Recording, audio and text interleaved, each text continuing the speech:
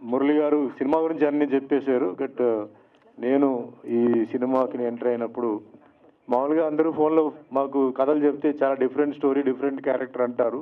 అక్కడ వెళ్ళిన తర్వాత అన్ని మామూలు అదే రొటీన్ క్యారెక్టర్. నేను చేసిన క్యారెక్టర్స్ రిపీట్ అవుతుంటాను. బట్ వెళ్ళంగానే మురళి గారు ఫస్ట్ ఆయన ఇందాక కిరణ్ గారు చెప్పినట్టు ఇల్లు, స్టూడియో ఇవన్నీ చూపిస్తే రియలీ అంటే ఆల్రెడీ ఒక మనిషి అంటే సినిమా ఫీల్డ్లో చాలామంది ఉన్నారండి. అంటే సాక్రిఫైస్ చేసాం, కాంట్రిబ్యూట్ చేసాం అని అంటున్నారు. యాజ్ అన్ యాక్టర్గా నాకు తెలిసి నా ఎక్స్పీరియన్స్లో నా 46 ఇయర్స్ ఎక్స్పీరియన్స్లో కాంట్రిబ్యూషన్ సాక్రిఫైస్ చేసిన ఏకైక హీరో ఎవరంటే కమల్ హాసన్ అండి. ఆయన సంపాదించిన డబ్బు మొత్తం సినిమా మేకింగ్లో సినిమాకే ఆయన పెట్టి మొన్న 3 ఇయర్స్ బిఫోరే సొంత ఇంటికి వెళ్ళారు ఆయన. అంతవరకు రెంటెడ్ హౌస్లోనే ఉన్నారు. సో అంతకన్నా ఉందా? కమల్ హాసన్ ఓ రెంటెడ్ హౌస్లో ఉంటూ 3 years back only he went in to his own house. దాని తర్వాత రామోజీరావు గారు ఒప్పుకోవాల్సింది. ఎందుకంటే ఈరోజు వరల్డ్లో కూడా ఏంటంటే రామోజీ ఫిలిం సిటీ అంటే everybody knows and what a contribution. మన తెలుగు వాళ్ళు అందరూ చాలా గర్వంగా ఉండాలి. 2500 ఏకర్స్లో what not everything is over there. So తర్వాత చాలామంది స్టూడియో నేను చూశాను కానీ బట్ మురళి గారు ఏదో ఉన్నారని చెప్పట్లేదు. ఎవ్రీథింగ్ అండి ఆయన ప్రిపరేషన్ అన్నిటికీ రెడీ అయిపోయారు. అంటే టోటల్గా ప్యాషనేట్గా అది అన్నీ ఏమేమి ఉన్నాయో కెమెరా కానీ అది కానీ అన్నీ ఉన్నాయి. సరే ఓకే కథ విందామని చెప్పేసి నాకు కథ చెప్పారు. సో కథ చెప్పినప్పుడు నాకు కథ అర్థం చేసుకోవడానికి కొంచెం టైం పట్టింది. ఎందుకంటే రియలీ డిఫరెంట్ స్టోరీ, అది రొటీన్ స్టోరీ కాదు చెప్పి రిలాక్స్ అయ్యాను. బట్ ఆయన చెప్పడంతో మెల్లిగా నేను ఎదురుకు వచ్చి క్యారెక్టర్ చెప్పారు. నాకు ఈ సినిమాలో it's very variety different performance and different character. I thank Murali గారు ఫర్ ఆయన గివెన్ మీ డిఫరెంట్ రోల్. ఎందుకంటే మాకంతా ఏంటంటే చేసి విసుగు వచ్చేసి ఇంకేదో మేము పాకెట్ మనీకో కబర్డ్ మనీకో దానికే చేస్తున్నాం. వీఆర్ సర్చింగ్ ఫర్ రోల్స్, అంటే మంచి roles, negative or positive. Given a very good role for me. Coming to the film, ఇందాక సాంగ్లోనే గద్దర్ గారు సాంగ్లోనే కథ అంతా వచ్చేసింది. ఐ థింక్ మీరు అందరూ డెఫినెట్లీ మీరు అర్థం చేసుకుని ఉంటారు. అండ్ ద 2 మెయిన్ అసెట్స్ ఎవరంటే వన్ ఇస్ కీరవాణి గారు అండ్ ఒకటేమో గద్దర్ గారు.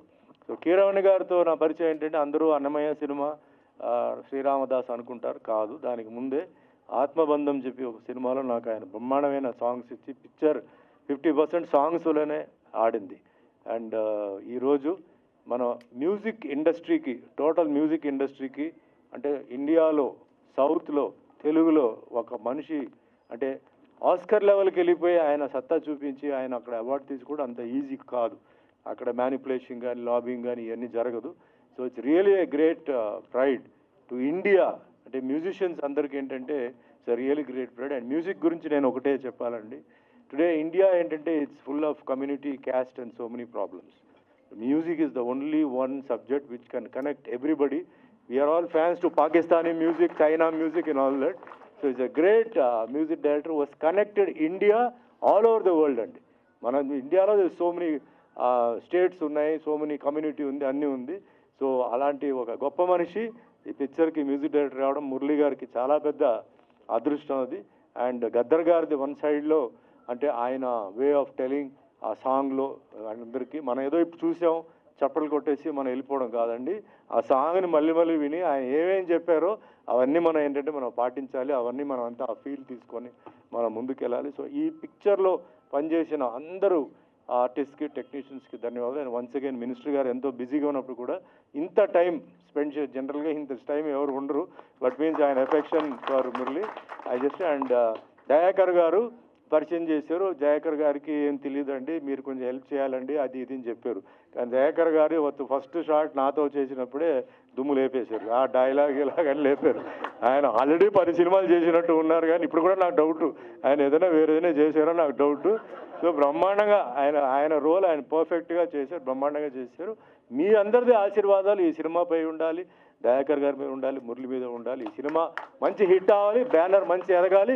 ఇలా ఎంతోమందికి అవకాశాలు ఇవ్వాలి. ఎంతోమంది పాపం అవకాశాల కోసం వెయిట్ చేస్తారు, వాళ్ళందరికీ ఇస్తూ all the best. Thank you. జై హింద్, జై తెలంగాణ.